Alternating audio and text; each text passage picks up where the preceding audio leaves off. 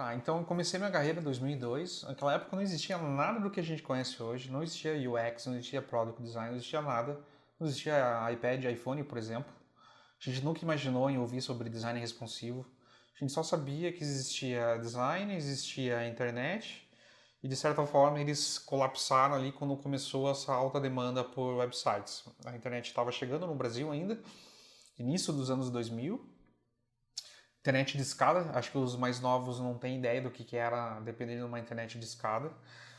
Eu tinha terminado o ensino médio e não tinha a menor ideia do que ia fazer na minha vida. Eu sempre tive o talento para desenhar, eu fazia muitos desenhos, gostava muito, né, de manusear, enfim, esse lado artístico meu sempre foi meu foco, mas eu não sabia como transformar isso em profissão. Eu não sabia o que era design gráfico e eu não queria ser designer gráfico. Eu imaginei que eu ia acabar trabalhando em agências de publicidade.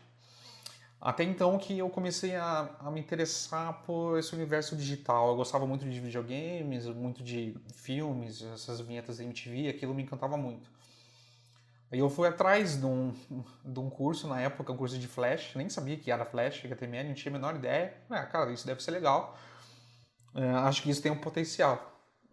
E eu fiz esse curso na época e desde então minha vida mudou totalmente. Assim, meus pais pagaram esse cursinho. Era um curso bem básico, mas eu olhei aquilo e falei, cara, que incrível. O que eu crio tá numa tela, né? Mais ou menos hoje como o que um youtuber faz, que ele grava, vai pro canal dele. Naquela época, como não tinha YouTube, a nossa arte estava ali transformada num website. Não tinha regra nenhuma. Não existia nada assim para seguir, nenhuma formação teórica formal. Então era literalmente os desenhos que eu fazia no papel, que eu pintava muro, pichava muro, enfim, que era adolescente, eu transformava aquilo num site. A gente pesquisava muitas coisas gringas, né? Nossa referência sempre foi o que faziam nos Estados Unidos. Principalmente essa questão de Flash, né? As bandas faziam sites super animados e tal. Era super, super divertido. Eu adorava aquela época, assim, que era... Até hoje eu vejo isso como um hobby. Eu não vejo isso como uma profissão. Graças a Deus que eu consigo viver até hoje, ganho salário. Salário não, né? Mas assim, eu ganho a vida fazendo sites, trabalhando com internet, trabalhando com experiência digital, né? UX. Enfim, eu comecei a literalmente copiar o que os gringos faziam e criava ali um portfóliozinho básico e ia mandando, assim, começou a demanda por web designer, webmaster. Eu olhava na lista telefônica ainda na época, lista telefônica algumas empresas e mandava e-mail, conseguia o e-mail delas e mandava com o meu portfólio. E eu lia muito jornal também na época, né? Eu sempre gostei muito de ler jornal e sempre tinha lá uma oferta de trabalho para web designer, webmaster. Eu achava, nossa, essa demanda aqui dessa profissão é maior do que demanda de eletricista, enfim, de marceneiro. Acho que isso aqui tem um futuro. Então eu comecei a mandava muito e-mail, muito e-mail, muito e-mail e quase ninguém me retornava e eu sempre criando portfólio novo, criando coisas novas, criava por mim mesmo, nunca tinha cliente assim formal. Um tio pedia para fazer um site, eu ia lá e fazia. Um amigo pedia para fazer um site da padaria da mãe dele, eu ia lá e fazia. Coisas ridículas. Hoje eu acho ridículo, né? Mas na época achava sensacional. E isso formou meu portfólio e eu comecei a mandar para várias agências. Assim, eu, sem medo, eu tinha que trabalhar porque eu tinha terminado o ensino médio, não tinha entrado na faculdade, enfim, eu estava literalmente largado, dedicando todo o meu tempo em fazer sites fakes, fictícios ou para clientes pequenos. Esse esforço múltiplo e consistente fez a minha habilidade ir melhorando ao longo do tempo, né? Até então eu consegui um emprego no final de 2002 que era basicamente para fazer coisas em Flash, apresentações multimídia e tal. Acho que hoje nem falam mais nisso, mas a gente gravava alguns CDs, fazia como fosse um... É difícil até explicar o que era o DVD na época, né, assim, para as pessoas mais novas, mas tinha uma interface ali que você tinha que clicar para iniciar o filme ou ver créditos, enfim. A gente fazia exatamente aquilo, só que era para empresas, né? Chamava de apresentação multimídia, que a empresa ia levar para os seus clientes, enfim. Aí colocava o DVD no computador e ali estava a apresentação da empresa. Não tinha muito essa lógica de fazer isso num site ou num PDF e tal. Não era uma estratégia muito inteligente. Mas foi como eu comecei a carreira. E fiz tanta apresentação multimídia, tanta coisinhas assim, que, enfim, hoje não tem, acho que nem existem mais. E meu portfólio foi crescendo até que entrei numa agência em Curitiba, que foi a MediaWeb, que na época era assim a maior agência do Sul, uma das maiores do Brasil. Tinha clientes grandes, como a Lacta, a Banco HSBC. E eu entrei nessa agência e aprendi muito com algumas pessoas lá. Várias delas são meus amigos até hoje, são padrinhos de casamento. Eu entrei na MediaWeb em 2003, se não me engano, 2004, aproximadamente. E lá eu aprendi de fato que o cliente está pagando quantidade de dinheiro grande por um projeto digital, então eu tinha que atuar como tal. Eu tinha que deixar de ser um adolescente fazendo bobagens fictícias para ser um profissional eficiente. Óbvio que nisso eu fui amadurecendo, fui aprendendo, participando de reuniões e afins. E, de novo, o portfólio ele vai ganhando uma musculatura porque sempre olhando o que os gringos estão fazendo, eles eram sempre os ditadores de tendência, né? Tudo que acontece no mundo digital depende deles, né? Então, essa parte de design eu sempre fui atrelado a isso. E criando, sem, de novo, sem muita regra, seguindo o meu instinto criativo, levando algumas broncas, acertando, errando, cliente ficando feliz, cliente ficando furioso, mas a gente foi levando e sobrevivendo. Até então eu não tinha entrado na faculdade de design, não tinha assim, muito interesse nisso, porque não existia uma faculdade de design digital, ou de web design, ou de UX, ou seja, não existia. Era design gráfico e ali dentro uma outra aula no universo digital, que eram as únicas aulas que eu frequentava. As outras aulas eu ou dormia, ou enfim, não prestava muita atenção. Mas enfim, eu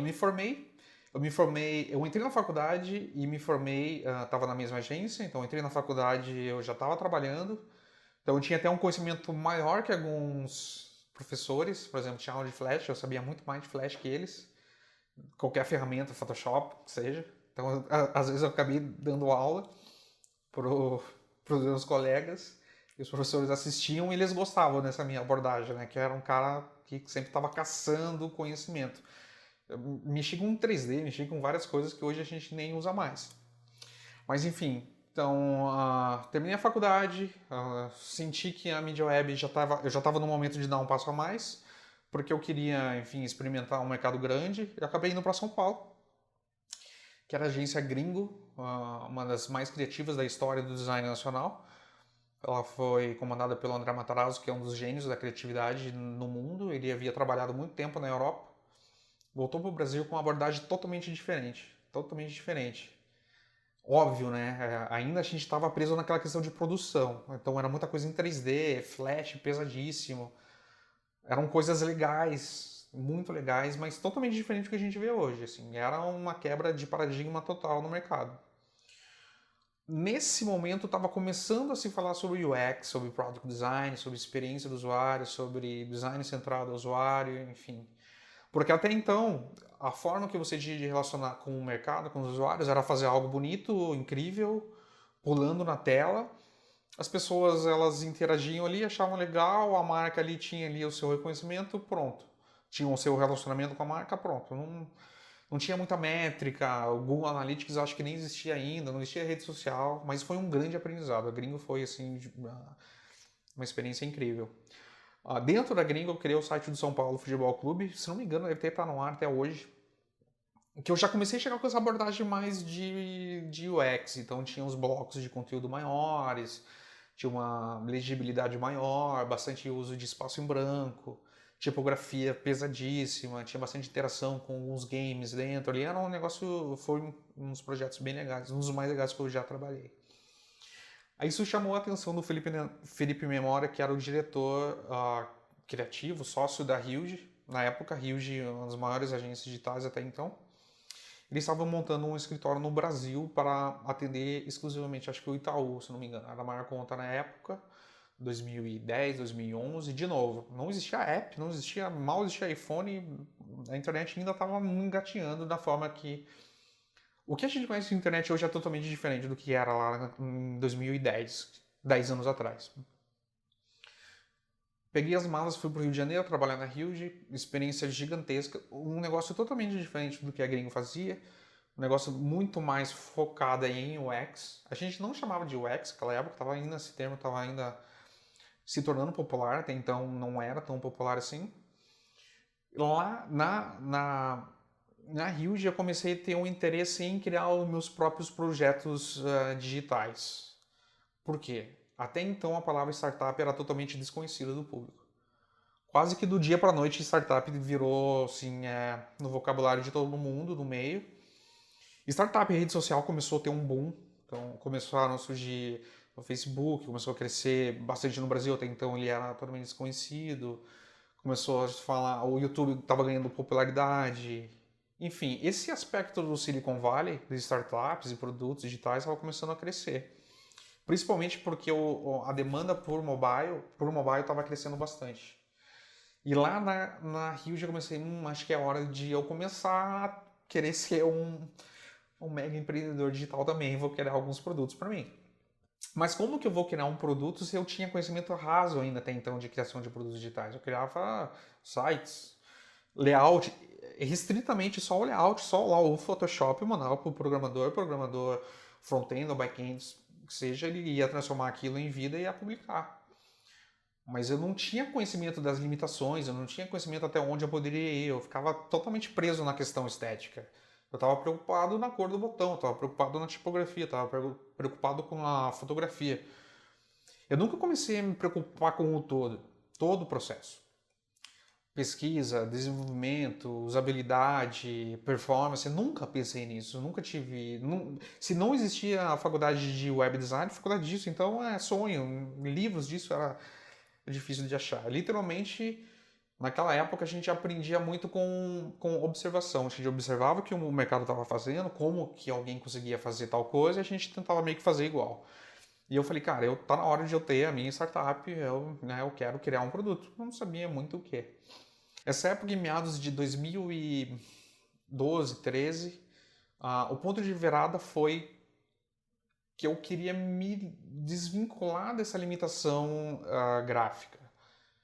E entender mais sobre negócio, entender mais sobre projeto digital, sobre produto digital, sobre como criar algo do início ao fim. Eu queria meio que fazer isso por mim mesmo, porque eu nunca tive um network tão grande assim de pessoas de BI ou mesmo de programadores. E eu queria ser o cara que, como foi o Mark Zuckerberg, que ele criou um site do quarto da casa dele, eu queria criar um site do quarto da minha casa e enfim. Só que tinha essas limitações. Até então, o pessoal começou a comentar sobre uma ferramenta que estava surgindo no mercado, especificamente lá no Vale do Silício, que chamava-se Webflow. Nessa época surgiram Webflow, Squarespace, Wix, basicamente para concorrer contra o WordPress, que era o framework principal na época, acho que até hoje. Tudo era meio baseado no WordPress. Se você quer criar um blog, você ia por WordPress, quer criar um site, ia por WordPress ou um e-commerce que seja, você comprava um template, customizava e pronto. Eu nunca fui muito fã disso, nunca quis usar coisas prontas. Eu sempre todos os projetos que eu criei desde lá de trás era uma pegada um pouco fora da caixa assim, né? Eu nunca fui muito seguir regras de design, então já tive projetos que não tinha menu, não tinha navegação. Assim, se você pegar qualquer pessoa para analisar aquilo, eles vão me destruir. Mas enfim, foi bem aceito pelo mercado, né? Porque era uma abordagem diferente e, enfim, era a forma que eu tinha de chamar a atenção do mercado. E essa ferramenta Webflow, ela basicamente, não vou dizer que ela transforma o teu layout estático em algo navegável, funcional. Ela não é isso, mas aquilo me encantou porque ao invés de eu abrir o Photoshop, o Sketch ou qualquer outra ferramenta, eu abri uma ferramenta que eu poderia ali no mesmo momento desenhar e programar. Aquilo para mim foi um boom. Porque geralmente eu mandava meu layout para algum programador front-end e geralmente o programador front-end eles não têm tanto cuidado com a estética como nós designers temos. Então, o que me retornava não era exatamente o que eu queria. Então, a animação não era ideal, o tratamento do pixel, a qualidade do pixel perfect não era aquilo, ou às vezes era eu queria mudar, mas aí eu teria que pagar um adicional, enfim. O programa me devolvia o projeto, acabou e eu quero mudar isso aqui, o que eu faço agora? Eu não tô preso. Um modelo totalmente inflexível. A partir do momento que eu percebi que eu posso ter controle total do início ao fim, do que eu criei e evoluir isso para novas páginas, novas ações, features, inserir a linguagem de programação, fazer realmente algo do que era antigamente estático em algo totalmente funcional, totalmente responsivo, publicado na internet em questão de segundos, integrado com o CMS, integrado com o e-commerce. Foi, cara, isso aqui, assim, estávamos cavalgando em carroça e isso aqui é uma Ferrari. Eu preciso disso. Entrei na lista de espera, enfim, a ferramenta ficou pública, comecei a usar desde então, criar coisas. Como eu fazia antigamente, que eu criava coisas fictícias, imaginárias para, enfim, diferentes temas, só para criar portfólio, eu comecei a fazer a mesma coisa no Webflow. Então eu comecei a criar protótipos totalmente fora da caixa, sempre mesclando alguns conhecimentos que eu tive lá na Gringo e na Huge, que é, cara, tenta fugir do óbvio. Tudo bem, a experiência do usuário tem que ser valorizada, a gente não tem que fazer o usuário pensar, a gente não tem que deixar o usuário perdido, mas tenta fugir do óbvio. Esse menu, será que esse menu precisa estar aqui no topo? Ele não pode ser um menu, enfim, horizontal, verde horizontal? Será que você precisa realmente ter esses 3 blocos com ícone, descriçãozinha, né? Essa coisa mais... É direto ao ponto, mas se perde um pouco na experiência visual. Então eu tentei criar coisas fora da caixa. E deu super certo, assim. Deu tão certo que, enfim, eu voltei para Curitiba, saí da Huge já com a bagagem no Webflow, já dominando o Webflow. E comecei a trabalhar com algumas startups do Flávio Augusto da Silva, acho que dispensa a apresentação aqui, é um mega empreendedor, é um selfman, ele começou do zero e, enfim, criou um patrimônio, uma empresa incrível. E ele estava abrindo uns setores digitais, porque o mundo começou a prestar atenção em empreendimentos digitais, né? Produtos digitais. E ele começou com algumas startups, entre elas o meucesso.com, que eu tive assim um boom na minha carreira, porque tava todo mundo acostumado com aquele processinho, design, se desenha, documenta, programador publica, e esse ciclo ele tomava muito tempo. E eu cheguei com um negócio que eu já estava desenhando, programando, entregando na cara do gol para todo mundo, para stakeholders do projeto, para colegas do time, ter discussões, validações de ideia. Então, o tempo que antes, não sei se perdia, vou dizer, há um mês, a gente estava fazendo em uma semana. Isso para a companhia, para a empresa, foi espetacular, né? Eles ganharam produtividade, todo mundo, o time inteiro ganhou produtividade e a gente criou o Meucesso, que foi um sucesso, que me abriu portas nos Estados Unidos. Então eu fiz uma documentação desse projeto. Minha vida estava perfeita aqui, estava indo super bem, mas como lá atrás eu já tinha esse senso de, cara, um dia eu tenho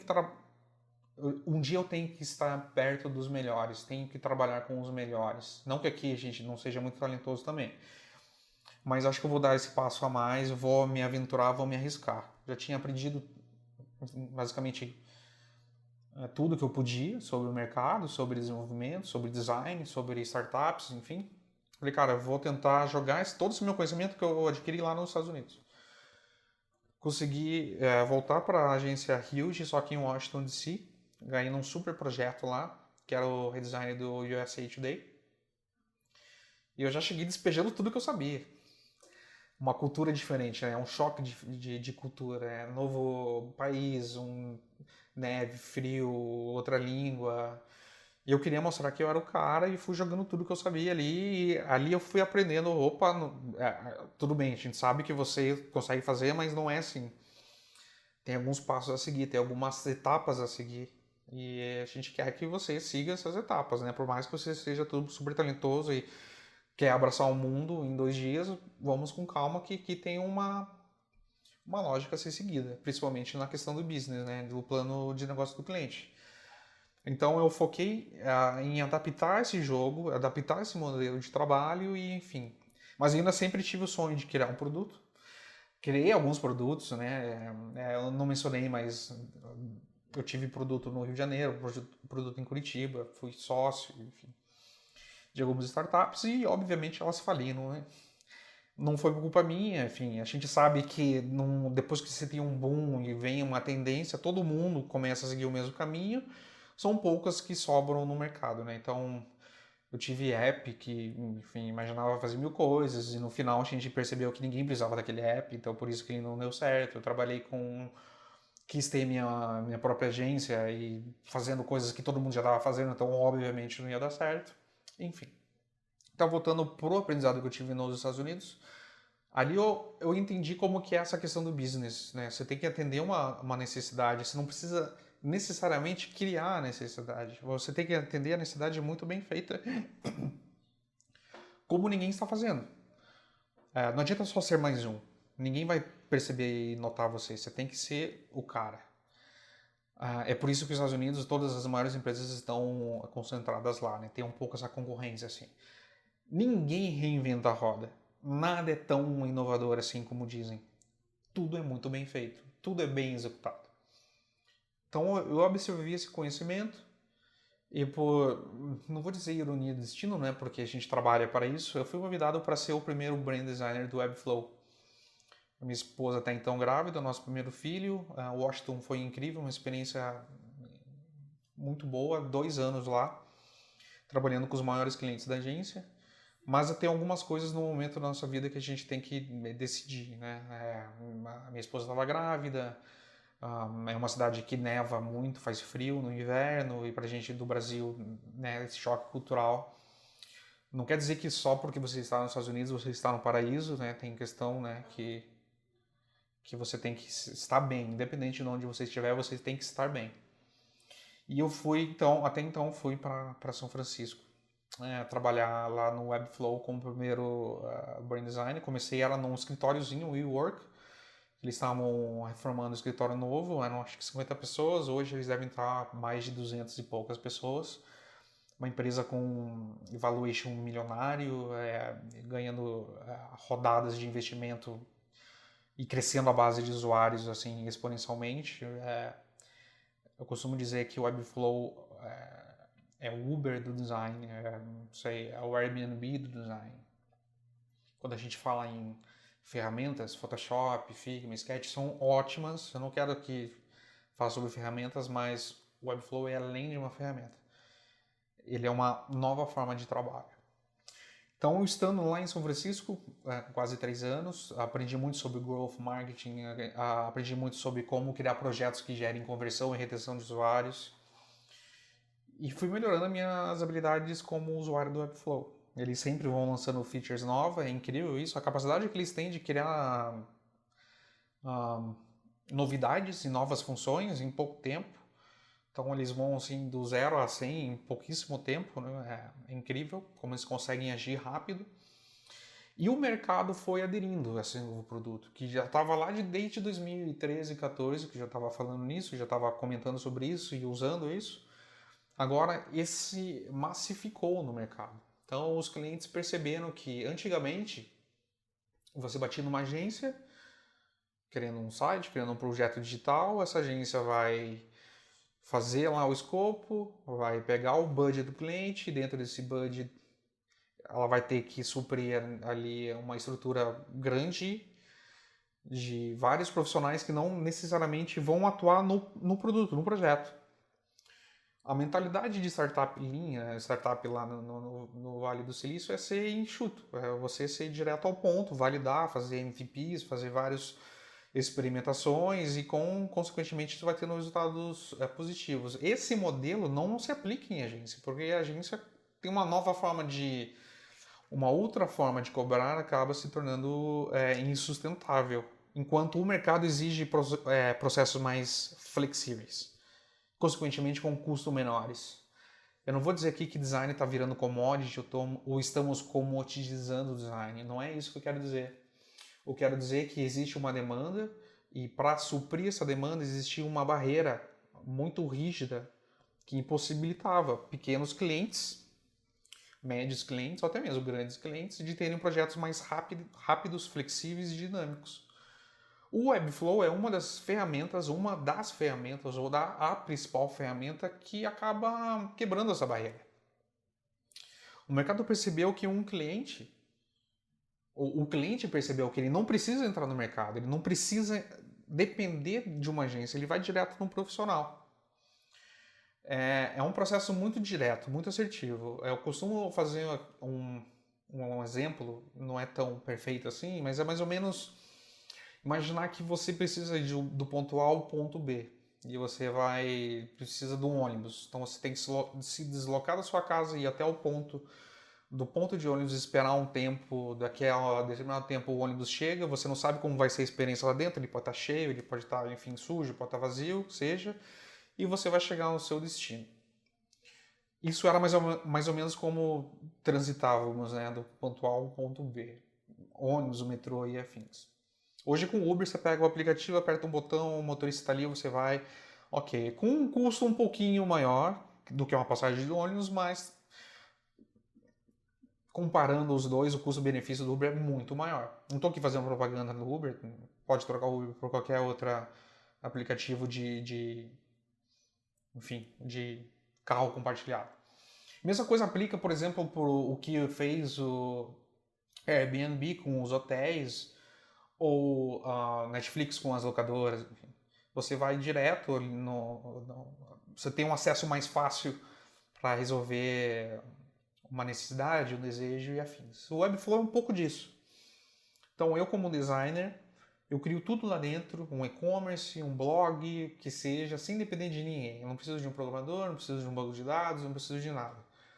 O cliente, a partir de um momento, nos Estados Unidos começou a perceber isso. Então, antigamente, pagando 20, 30, 40 mil para uma agência fazer um site, hoje, esse mesmo cliente pode, com profissionais do mundo inteiro, pagar 5, 4, 3 mil dólares.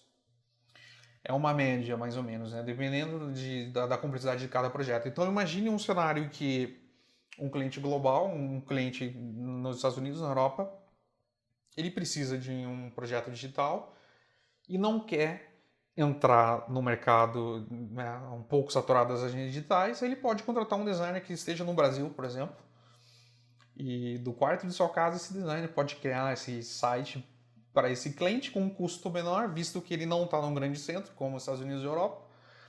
Ele mora num país com uma moeda fraca, então ganhando em dólar, esse profissional vai estar com uma vantagem competitiva muito grande em relação a seus competidores no resto do mundo. E esse cliente, ele vai ter o mesmo benefício. Ele vai continuar tendo o seu produto com qualidade, se esse designer tiver as habilidades certas, ele vai ter um produto bom com um custo muito baixo.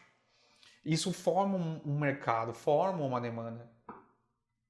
E de novo, eu repito, o designer hoje no Brasil que souber adaptar o seu jogo, souber ter as habilidades corretas, ele pode dominar uma fatia muito significativa desse mercado que já saturou, que é a das agências digitais e afins.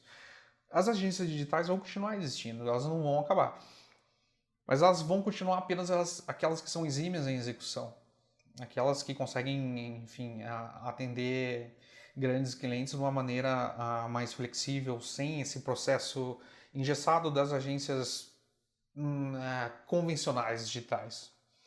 Então você chega num site de uma agência digital, você vê lá uma promessa muito grande e uma entrega muito baixa, né? É criatividade, inovação, resultados incríveis, mas não necessariamente na parte de design.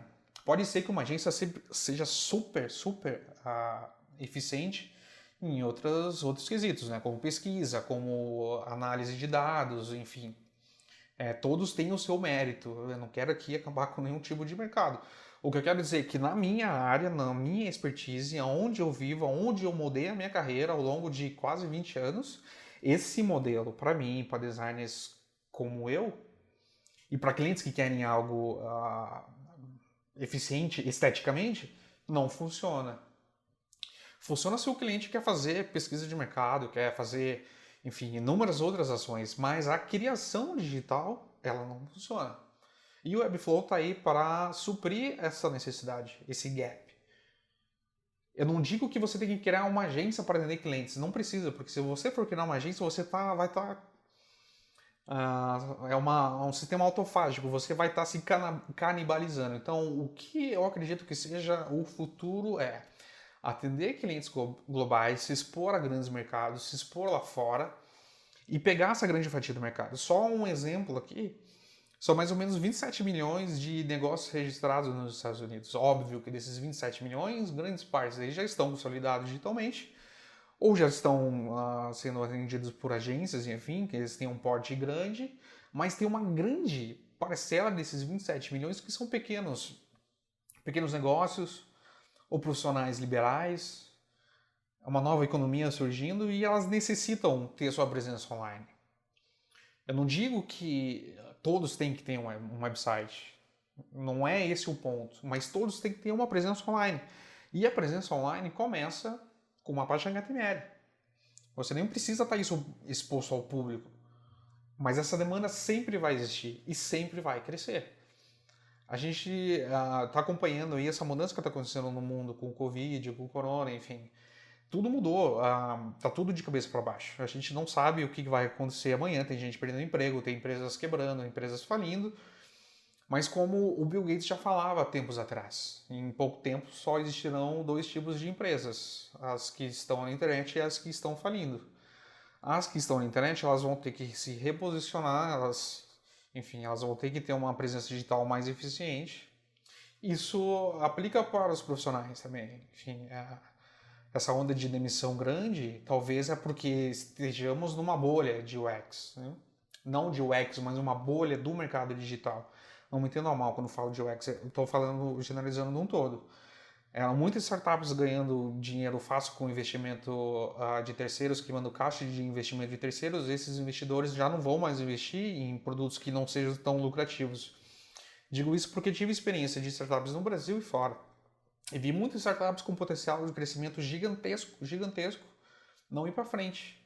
Porque elas não eram lucrativas. Eram super inovadoras, super criativas, mas elas não eram lucrativas. Então, pouco importa para o investidor o quão criativo você é, se você não coloca dinheiro no bolso deles de volta.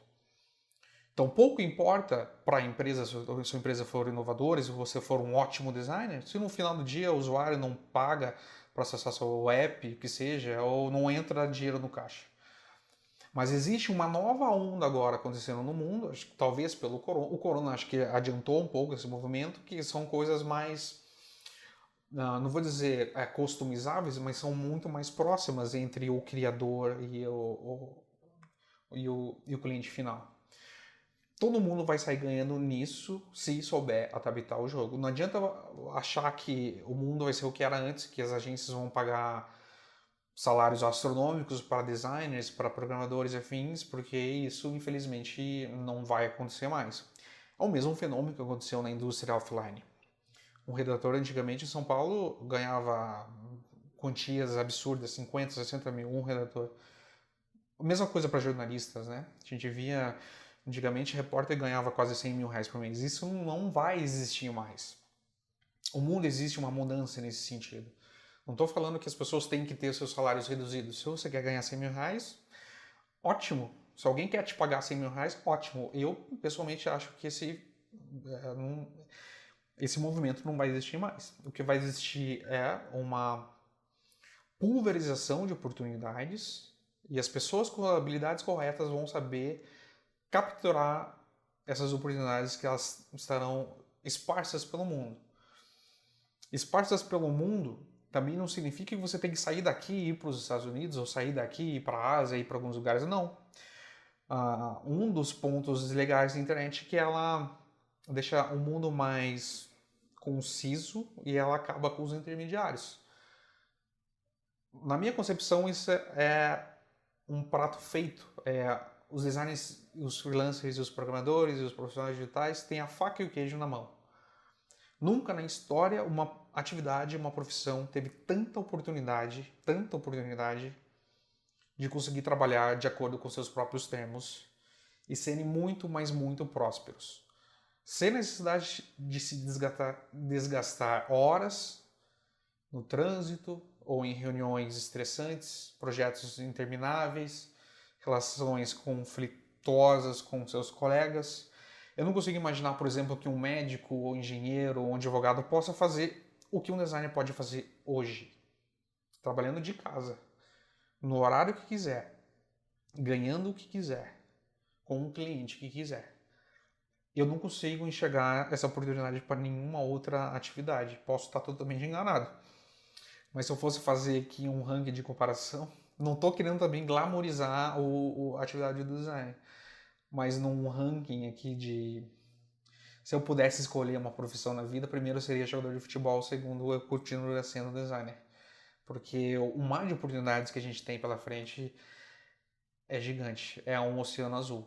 Se souber se desvincular da forma como se vem trabalhando. Se souber olhar para frente, olhar para o futuro, adaptar o seu jogo, saber aprender as habilidades corretas, acredito que o design, qualquer designer tem tudo para decolar na vida e na carreira.